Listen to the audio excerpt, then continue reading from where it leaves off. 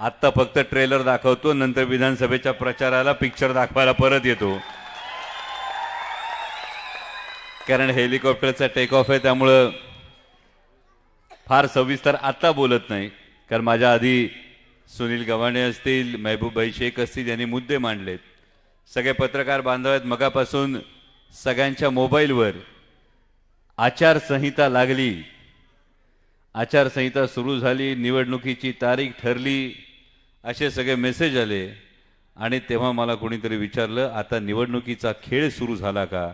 म्हटलं इतर पक्षांसाठी निवडणुकीचा खेळ असेल, महाराष्ट्रासाठी यंदा पवार वेळ सुरू झाली आहे. हे गारुड आदरणीय शरदचंद्रजी पवार साहेबांचं कारण या महाराष्ट्रानं बघितले. महाराष्ट्र वाट बघत होता, महाराष्ट्र वाट बघत होता का टप्प्यात आला का कार्यक्रम करायचा आहे. आणि आता ज्यांनी गद्दारी केली, ज्यांनी महाराष्ट्रातले पक्ष फोडले, ज्यांनी माता भगिनींची सुरक्षितता वाऱ्यावर टांगली, ज्यांनी कायदा आणि सुव्यवस्था वेशीवर टांगली, आणि ज्यांनी सत्तेची दिवाळी बघण्यासाठी राज्याच्या तिजोरीची होळी केली, या सगळ्यांचा कार्यक्रम ठरलाय. तारीख ठरली 20 नोव्हेंबर आणि गुलाल तयार ठेवायचा आहे 23 नोव्हेंबरला. कारण जसं पेशंट जर आयसीयूत जातो, पेशंट आयसीयूत जातो, डॉक्टर सांगतात आता काही शक्यता राहिली नाही. नातेवाईक म्हणतात डॉक्टर वाटेल ते करा, पण काही करून पेशंटला वाचवा.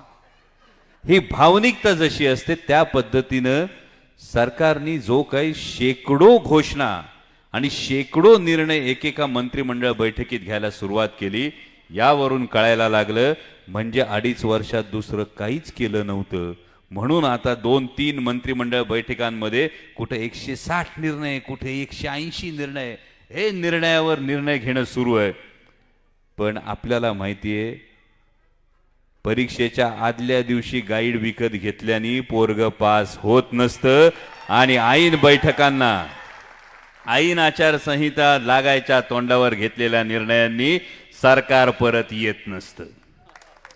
मगाशी सुनील भाऊंनी सांगितलं, महाराष्ट्राच्या अर्ध्या उपमुख्यमंत्र्यांची जाहिरात लागली, यांच्यासाठी राबला, त्यांच्यासाठी झटला आणि म्हणून प्रस्थापितांना खुपला.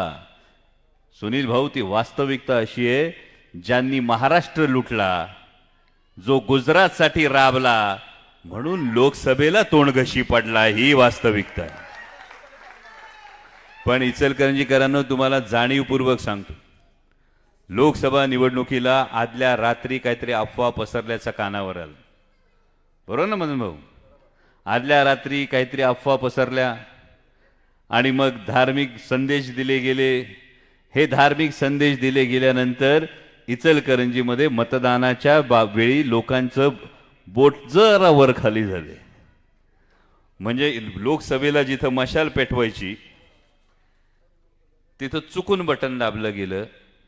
कालची बातमी जर तुम्ही वाचली असेल तर पश्चिम बंगालमध्ये भारतीय जनता पक्षाच्या एका खासदाराने आश्रमात घुसून एका साधूंना मारहाण केली.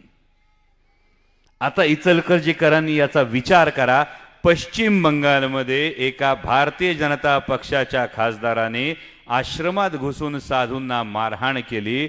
आणि मग आठवा की लोकसभेच्या वेळी जर बटन वेगळं दाबलं असतं तर या प्रचाराला, या अपप्रचाराला बळी पडलो नसतो तर किती बरं झालं असतं, असं इचलकरंजीकरांना आता वाटतंय. देव कायम दुसरी संधी देतोय. लोकसभेला चूक झाली, विधानसभेला, आता विधानसभेला तुतारी वाजवा. कारण जेव्हा 2 जुलैला पक्षात स्थित्यंतर झालं, पक्ष फुटला, तेव्हा आदरणीय जयंत पाटील साहेबांच्या नेतृत्वाखाली जेव्हा आम्ही पुन्हा वाटचाल सुरू केली, आदरणीय पवार साहेबांच्या मार्गदर्शनाखाली वाटचाल सुरू केली, तेव्हा लोक म्हणत होते जमल का, होईल का, कसं व्हायचं, सगळं चाललं होतं. 40 आमदार सोडून गेले होते, 40 आमदार सोडून गेले होते. होईल का, जमल का असं वाटता वाटता आता महाराष्ट्रातल्या 65 विधानसभा मतदारसंघांमध्ये फिरून आलोय. लोकसभेला लोकांना विश्वास बसायला लागला, जरा जरा जुळतंय, जमतंय. कुठंतरी गाडं रुळावर येते असं वाटता आदरणीय पवार साहेबांच्या नेतृत्वाखाली, जयंत पाटील साहेबांच्या मार्गदर्शनाखाली 10 पैकी 8 खासदार राष्ट्रवादी काँग्रेस पक्षाचे निवडून आले आणि महाराष्ट्राची खात्री पटली. महाराष्ट्राची खात्री पटली, आता जमलंय. आणि म्हणून जिथे 40 आमदार सोडून गेले होते, परवा तिथं 1600 इच्छुकांनी मुलाखतीसाठी अर्ज केले होते. हा फरक आहे, ही जादू आहे. आणि म्हणून सांगतो, इतरांसाठी निवडणुकीचा खेळ असला तरी महाराष्ट्रासाठी आता ही पवार वेळ आहे. ही संधी आहे. आदरणीय पवार साहेबांच्या विचारांवर, आदरणीय पवार साहेबांच्या तत्वांवर, आदरणीय पवार साहेबांच्या संघर्षावर ज्याचा विश्वास आहे त्या प्रत्येकासाठी ही संधी आहे. हे दाखवून द्यायचंय की हा महाराष्ट्र 50 खोक्यात विकला जात नाही. हा Maharashtra ED, CBI, income tax समोर गुडघे टेकत नाही. महाराष्ट्राचा स्वाभिमान सहसा पेटत नाही. पण स्वाभिमानी महाराष्ट्र एकदा उठला तर कुणाच्या बापाच्याने तो बसत नाही. हे दाखवून द्यायची आता वेळ आली. आणि ही गोष्ट तुम्ही एकजुटीनं, एकोप्यानं विधानसभेत दाखवाल. आणि 20 नोव्हेंबरला मतदान झाल्यानंतर 23 नोव्हेंबरला मशालीच्या उजेडात बळकट हातानी तुतारीच वाजवाल, एवढी तुम्हाला सगळ्यांना आण देतो आणि तुमची रजा घेतो. धन्यवाद. जय शिवराय.